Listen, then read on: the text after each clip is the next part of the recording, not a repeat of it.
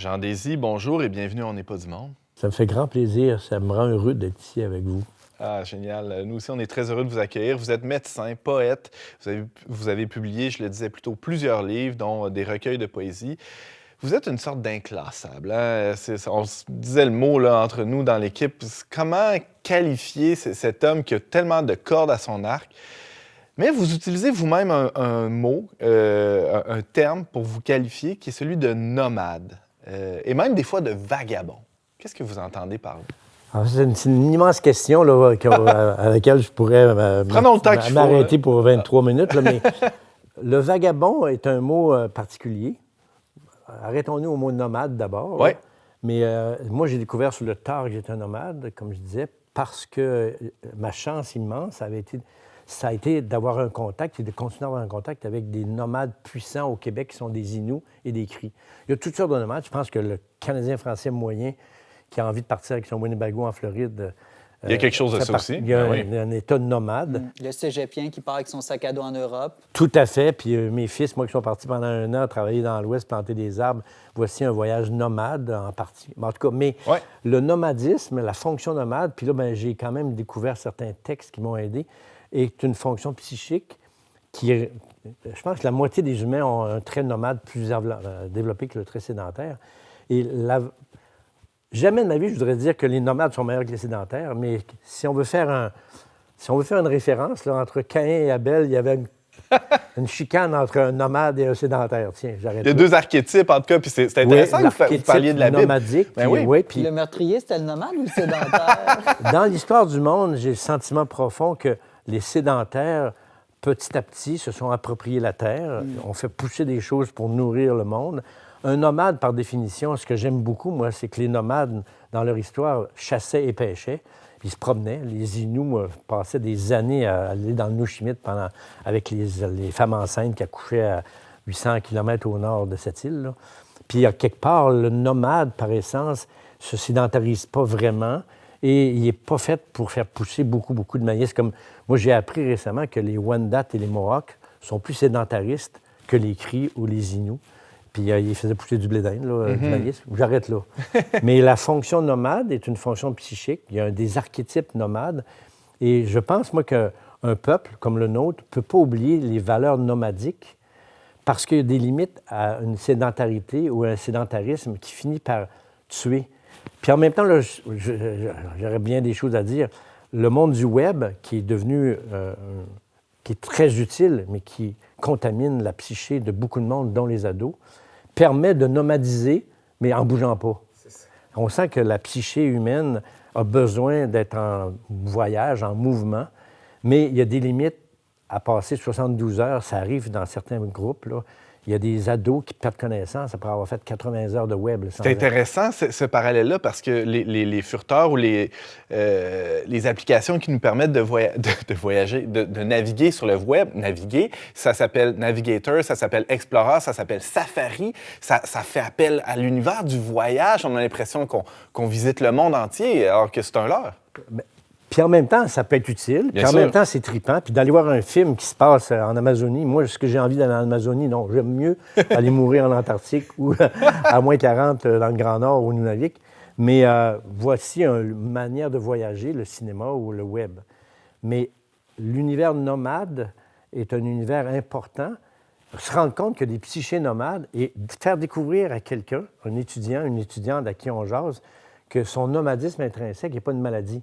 C'est que si par hasard, moi j'enseigne en médecine, là, puis j'ai souvent des étudiants en littérature, mais qui ne sont pas seulement en médecine, mais à 21 ans, quand tu découvres que ta fonction nomade est prépondérante, mais quand tu, comme aîné, moi j'ai 50 ans de plus vieux que mes étudiants, je commence à être fatigué en crime d'être vieux, quand tu lui dis, peut-être que là, ça vaut la peine que tu saches que voyager va être important pour toi. C'est que là, si tu t'inscris dans une clinique, puis que là, tu es pogné là pendant 33 ans de temps, peut-être que tu vas être malheureux, peut-être. C'est que si tu découvres un jour que ta fonction nomade est prioritaire, branche-toi sur Médecins sans frontières. Promène-toi. Simon? Bien, des fois, ça évolue, hein, parce que moi, quand j'étais jeune, je voulais voyager, puis j'avais toujours le goût d'explorer le monde. Puis j'étais encore jeune, mais un petit peu moins. Et puis, on dirait qu'en vieillissant, c'est l'inverse. Les voyages me pèsent. Je préfère investir dans les relations à long terme autour de moi. Puis j'ai comme découvert que l'herbe n'est pas nécessairement plus verte ailleurs, même si, bon, un certain intérêt de curiosité là, qui demeure. Ben, moi, je trouve ça... En fait, ce qui serait idiot, c'est de dire « Vive les nomades ». Moi, je suis un Inou. Vive les Inuits. Puis les autres, là, les cultivateurs qui font pousser des patates là, dans l'Estrie, là, on est contre eux autres. Non, c'est pas de même, ça marche. Mais la psyché, moi, mon maître à penser, c'est Jung. La psyché est faite de contradictions. Il y a des êtres qui sont nettement plus animus, d'autres plus anima. Il y a des êtres qui sont plus nomades, d'autres plus sédentaires, et que ça varie dans l'histoire de la vie, qu'à 16 ans, on a envie de courir le monde, mais qu'à 26 ans, on s'arrête. Tout peut avoir une qualité dans la mesure où on reste en harmonie et en joie. Mais si, tout d'un coup, à 42 ans, parce qu'on a un travail stable, on est pris là jusqu'à l'âge de 56 ans à la retraite, puis on est malheureux, c'est pas fort. J'arrête là, c'est trop facile à dire, mais si tu es mu par une espèce d'envie de vagabonder, il y a des gens qui partent avec leurs 3 enfants, ils s'achètent un vieux voilier, puis ils partent pour 2 ans faire le tour de la Terre. Est-ce qu'ils meurent en chemin? Ils prennent des risques, mais voici un état nomadique rare, mais extraordinaire. Mais vous avez découvert ça, que vous aviez ce trait-là très fort dans votre personnalité, dans votre identité même, récemment ou c'est là depuis le début? En fait, j'ai lu il y a une vingtaine d'années en lisant certains auteurs.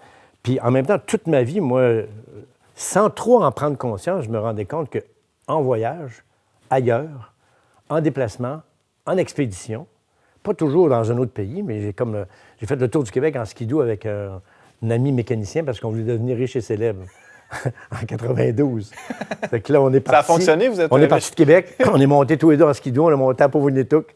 Puis là, moi, je travaillais déjà dans le Grand Nord. On a traversé avec 2 guides inuits jusqu'à la baie d'Ongava. Puis là, on s'est rendu à Kuujjuaq. Puis là, il y avait un journaliste qui nous suivait. Puis tout d'un coup, là, à partir de Kuujjuaq, on n'a pas trouvé de guide, pour toutes sortes de raisons. J'ai écrit un livre là-dessus, Voyage au Nord du Nord, pour faire l'apologie de mon ami mécanicien. Puis on a manqué de gaz entre Kuujjuaq et Shefferville. 10 jours, pas de gaz, pas de téléphone. J'avais une carabine.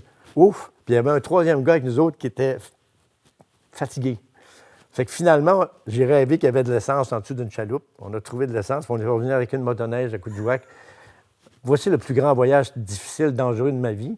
2 mois et demi dans la toundra à moins 30, moins 40. Un voyage.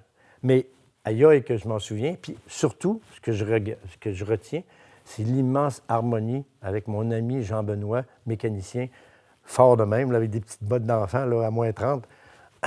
Mais je suis content de ne pas être mort. Si j'étais mort dans ce voyage-là, ça aurait-tu été grave? J'avais 4 enfants, puis j'ai dit à la mère de mes enfants, une semaine avant de partir, je m'en vais en voyage, je m'en vais dans le Grand Nord, je pars en skidoo, puis si je meurs, bien là, tout est à toi. Elle a dit, ben bon voyage. Voici une expédition qui me tentait. Pourquoi? Ouais.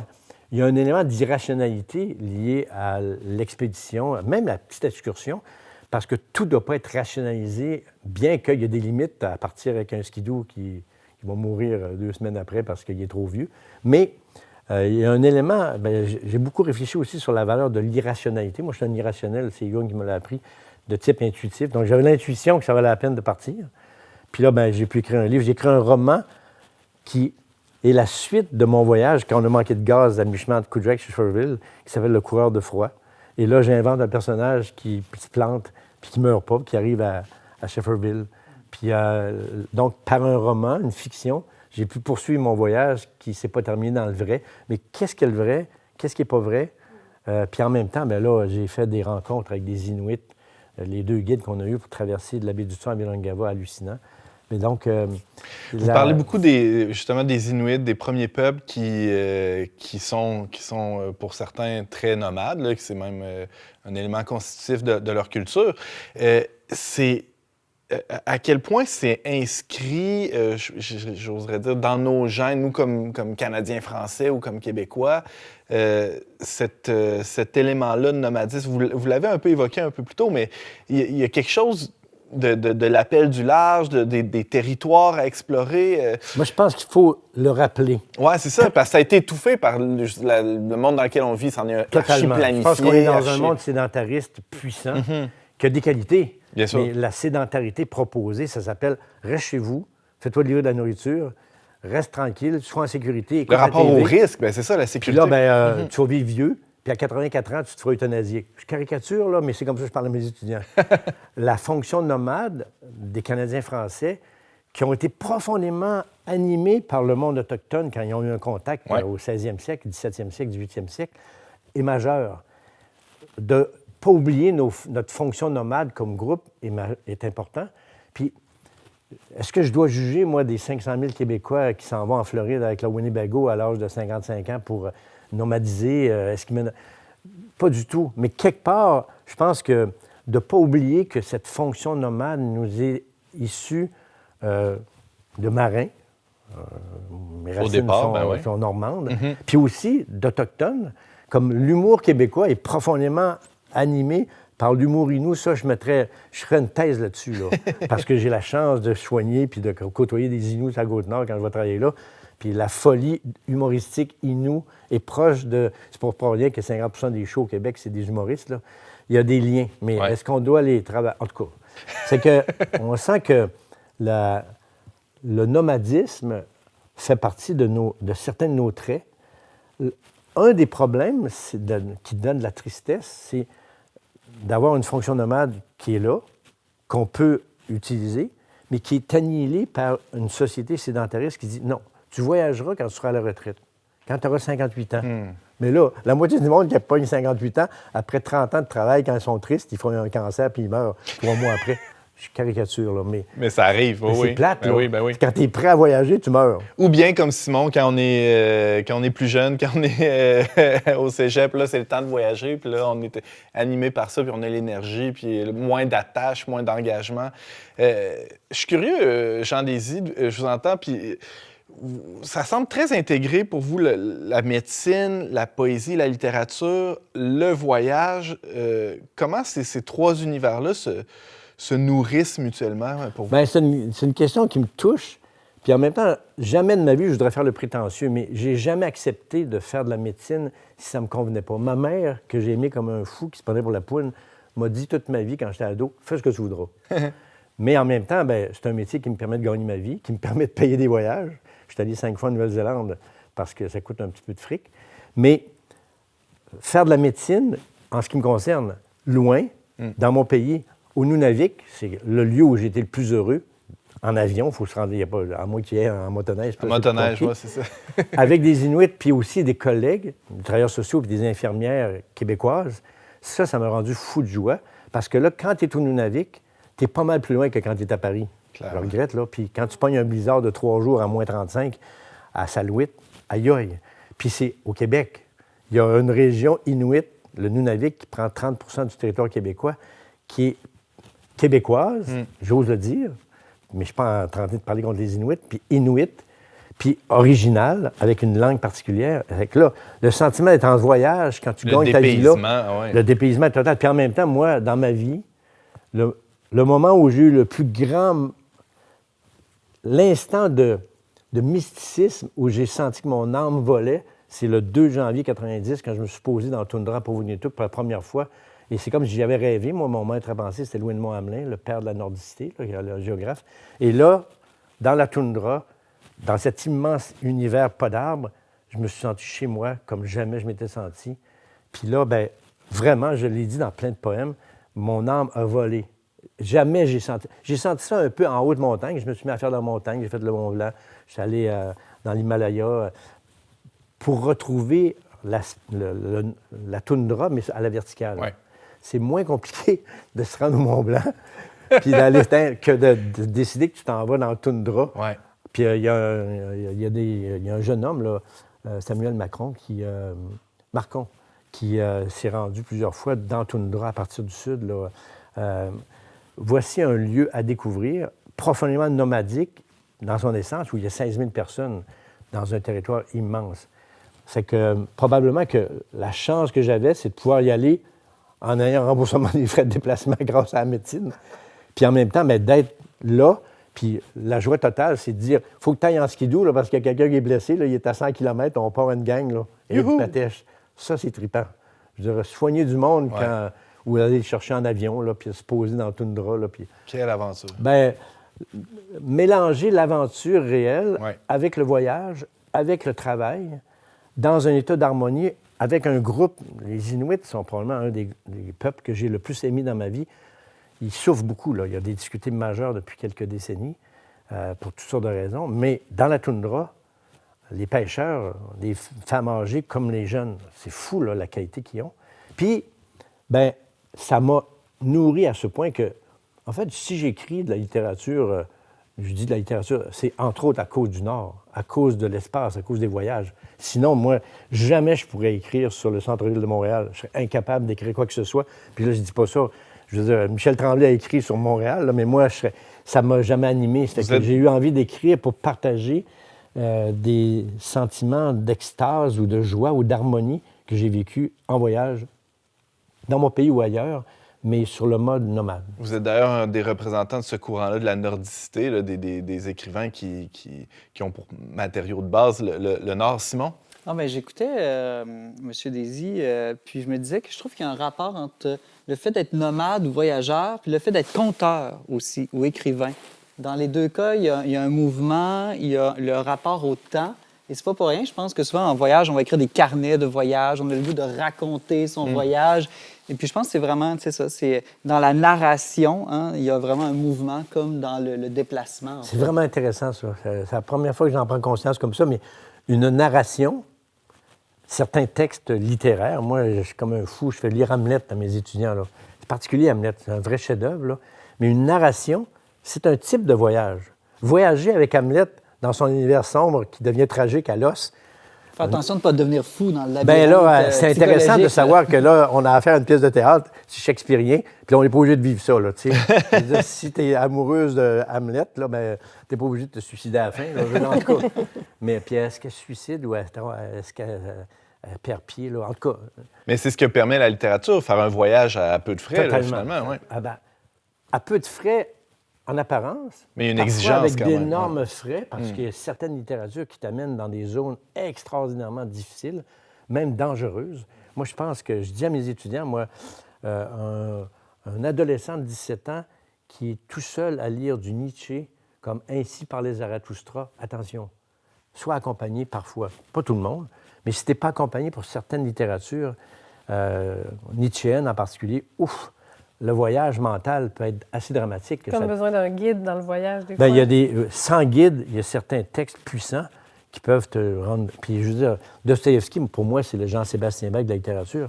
Plonger dans les possédés de Dostoïevski tout seul, quand tu as 16 ans, puis il me semble que tu as une période difficile, ça peut être dramatique, là. Je veux dire, je ne suis pas en train de parler contre la littérature, là, mais il y a des guides en haute montagne qui sont nécessaires si tu ne veux pas mourir, là. Tu sais, faire l'Everest sans guide, il y en a qui le font. Mais en général, c'est précieux, un guide. Puis ça n'enlève rien à la beauté, à la grandeur de la montagne que de dire ça. Donc, même chose pour la littérature. Mais en même temps, c'est ça. il y a des zones où on ne peut pas se permettre, sauf exception, de ne pas être guidé.